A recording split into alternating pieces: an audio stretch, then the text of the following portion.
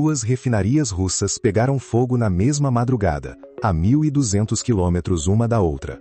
Uma em Krasnodar, no sul, perto do Mar Negro, a outra em Samara, no interior, já a caminho dos Urais. Sejam bem-vindos a mais um vídeo aqui no canal falando de guerra. A primeira é a Iusk, na região de Krasnodar. O incêndio começou de madrugada e 6 pessoas ficaram feridas. O fogo foi controlado ainda no mesmo dia. A segunda é a de Syzran, na região de Samara, atingida na mesma noite. O Estado-Maior das Forças Armadas da Ucrânia confirmou ter atacado as duas. A versão russa muda um detalhe. As autoridades locais dizem que o fogo veio de destroços de drone abatido, e não de impacto direto. É uma distinção que aparece em quase todo o comunicado russo, e que muda pouco no resultado. O tanque queima igual. Iusk processa mais de 6 milhões de toneladas de petróleo por ano, e é uma das maiores refinarias do sul da Rússia. Mas o número não é o que importa nela. Importa para onde vai o que ela produz. Ela fica perto dos portos de Novorossiysk e Taman, e é um elo central no abastecimento de combustível dos territórios ucranianos ocupados e das unidades militares do Distrito Militar Sul. Ou seja, quando a Iusk para, quem fica sem combustível não é o motorista de Moscou. É o exército russo que está dentro da Ucrânia. E a refinaria não é o único alvo naquela faixa do mapa. Ao largo de Novorossiysk, a Ucrânia vem atacando de forma sistemática os navios da chamada Frota Sombra, os cargueiros que transportam petróleo russo por fora do embargo do G7 e da União Europeia. Em julho foram 2 petroleiros, o Luizes 1 e o Banda, atingidos por drones navais. Só o Luizes 1 já tinha transportado quase 3 milhões de toneladas de petróleo russo neste ano. Junte as duas coisas e aparece o desenho. No mesmo pedaço de mapa, a Ucrânia ataca a refinaria que transforma o petróleo e o navio que leva o petróleo embora. Ela não está sozinha nessa lista. Nos últimos dias, entraram nela a de Saratov, da Rosneft, com a única unidade primária desligada. A de Volgogrado, da Lukoil, uma das 10 maiores do país. A de Araslov, que ficou 2 dias com bombeiro em cima dos tanques, e que foi atingida pela 7ª vez só neste ano. Agora Krasnodar e Samara. São 5 instalações grandes fora de operação ou danificadas em pouco mais de uma semana, espalhadas por 5 regiões, que não fazem fronteira entre si. Não existe defesa antiaérea que cubra 5 pontos assim ao mesmo tempo. O que existe é escolha de qual proteger. E escolher significa deixar alguma queimar. Distância entre os 2 alvos desta noite também importa, porque eles não apresentam o mesmo problema. Krasnodar fica no sul, relativamente perto da Ucrânia. Chegar lá é uma operação de alcance médio, e a região já é atacada há tempo suficiente para ter defesa montada. Samara é outra coisa. Fica a mais de 1.000 quilômetros da fronteira, no meio do continente, e por muito tempo foi considerada a retaguarda segura. Refinaria em Samara não foi construída pensando em ataque aéreo, porque nada chegava até ali. Atingir as duas na mesma noite significa que a Ucrânia opera em 2 faixas de alcance diferentes ao mesmo tempo, contra 2 tipos de defesa diferentes. Não é o mesmo ataque repetido em 2 lugares. São 2 problemas distintos resolvidos na mesma madrugada. Só que o dano real não está no incêndio, está no que vem depois dele. O refino russo caiu para cerca de 3.600.000 barris por dia no começo de agosto. É o nível mais baixo desde maio de 2002, 24 anos atrás. E fica em torno de 65% do que a Rússia costuma processar nesta época do ano. O motivo não é só quantas refinarias foram atingidas, é quanto tempo cada uma leva para voltar. E aqui é útil separar 2 coisas que costumam ser tratadas como uma só.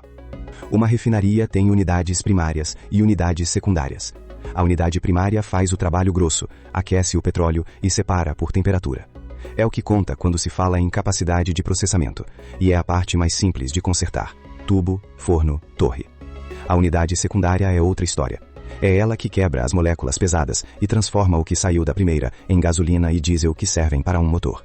Craqueamento catalítico, reforma e hidrotratamento. Sem a secundária, a refinaria continua recebendo o petróleo. Ela só não produz mais combustível utilizável na mesma proporção.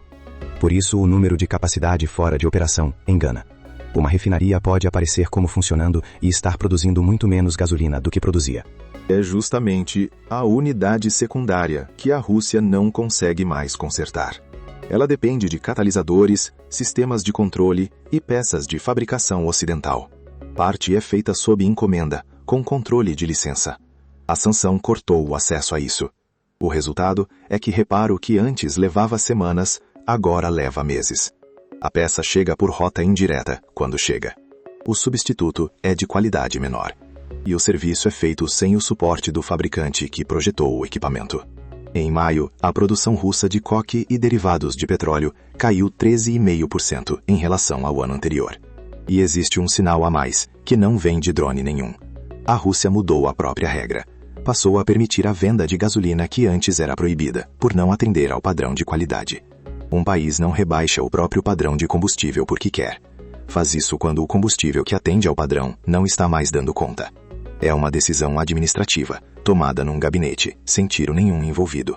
E ela mede o problema melhor que qualquer foto de incêndio, porque foi a própria Rússia que assinou. Teve uma segunda decisão de gabinete, na véspera. Putin convocou os membros permanentes do Conselho de Segurança da Rússia para tratar de um assunto só: medidas adicionais de proteção das instalações de infraestrutura. Quem apresentou o relatório foi Alexander Bortnikov, chefe do FSB. Um Conselho de Segurança Nacional reunido para discutir como proteger refinaria e depósito é a confirmação pela própria Rússia do que a lista de alvos já mostrava. O problema deixou de ser local. Virou assunto de Kremlin. E do outro lado do Atlântico, no mesmo dia, veio um aperto de outra natureza. O Senado dos Estados Unidos aprovou, por 86 votos a 11, a Lei Lindsey Graham de sanções à Rússia e ao Irã. O texto autoriza o presidente americano a impor tarifas de até 100% sobre os grandes compradores de petróleo e gás russos. Na prática, isso aponta para a China e Índia, que são os dois maiores. O projeto ainda precisa passar pela Câmara, então não é lei. Mas as duas pressões se encaixam. O drone ataca a capacidade da Rússia de refinar o próprio petróleo. A tarifa ataca a capacidade dela de vender o petróleo que não consegue refinar. São dois lados da mesma parede. E existe uma diferença entre esses dois relógios que vale ter em mente. O drone que sai da Ucrânia leva algumas horas para chegar ao alvo. O incêndio dura menos de um dia. Mas a unidade que ele danifica pode levar meses para voltar, se voltar. Porque a peça de reposição depende de uma cadeia que a sanção quebrou. Ou seja, o ataque é rápido e o dano é lento. E é o dano lento que se acumula, porque o próximo ataque chega antes de o anterior ter sido reparado. É assim que 5 refinarias em uma semana viram um problema que não é de uma semana. Do outro lado, a Rússia atacou a Ucrânia na mesma noite com 151 drones. 135 foram abatidos ou suprimidos. 13 acertaram, junto com os mísseis, em 12 locais diferentes. Destroços caíram em outros 7. Vieram Shahed, vieram os chamarizes de Herbera, e Talmas e Paródia, e vieram variantes a jato. Mas o que chama a atenção nessa noite não foi o drone, foram os mísseis. Rússia disparou 6 mísseis balísticos Iskander-M. E disparou também mísseis S-400, da região de Briansk, contra alvos em terra.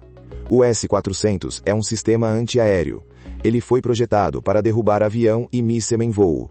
Não é uma arma de ataque ao solo. Usado contra o chão, ele funciona por um motivo só: velocidade. Ele chega em poucos minutos, e é muito difícil de interceptar, justamente porque foi feito para perseguir coisas rápidas. O problema é a pontaria. A guiagem dele foi desenhada para acompanhar um alvo que se move no céu, não para acertar um endereço numa cidade. Contra prédio, ele é impreciso. E tem o outro lado da conta. Cada S-400 gasto atacando o chão é um S-400 que deixou de estar disponível para defender o céu de alguma coisa. Um país que tem mísseis de ataque sobrando não usa o antiaéreo para atacar. Em Kiev e na região, 4 pessoas morreram. Em Brovary, a nordeste da capital, um menino de 3 anos e os avós dele morreram quando drones russos destruíram a casa onde estavam. O menino tinha 3 anos. Foi hoje também que veio a resposta ucraniana para esse problema específico, que é o dos mísseis balísticos. Zelensky anunciou que fechou com os Estados Unidos um acordo de entregas mensais de mísseis interceptadores Patriot. Só que ele mesmo fez 2 ressalvas na mesma frase. Disse que o volume é insuficiente. E disse que a Ucrânia vai receber menos em 2026 do que recebeu em 2025. E há uma parte que não saiu como anunciada antes. O presidente americano chegou a levantar, numa cúpula da OTAN em julho, a ideia de licenciar a produção de Patriots dentro da Ucrânia. Isso foi desdito. O embaixador americano na OTAN, Matthew Whitaker, confirmou que Washington não vai permitir a produção ucraniana. E o pedido de Zelensky por centenas de interceptadores adicionais foi negado, com a justificativa de que o estoque americano está baixo e precisa cobrir o Oriente Médio. Ou seja, a Ucrânia sai de hoje com uma cota mensal, sem saber o tamanho dela, sem poder fabricar, e recebendo menos que no ano passado, enquanto o número de mísseis balísticos russos por noite não cai. O Ministério da Defesa da Rússia afirma ter destruído cerca de 397 drones ucranianos nessa mesma noite, em mais de uma dezena de regiões. É número do lado atacado, sem verificação independente, e serve mais para medir o tamanho do ataque do que a eficácia da defesa. Mas ele diz uma coisa sem querer.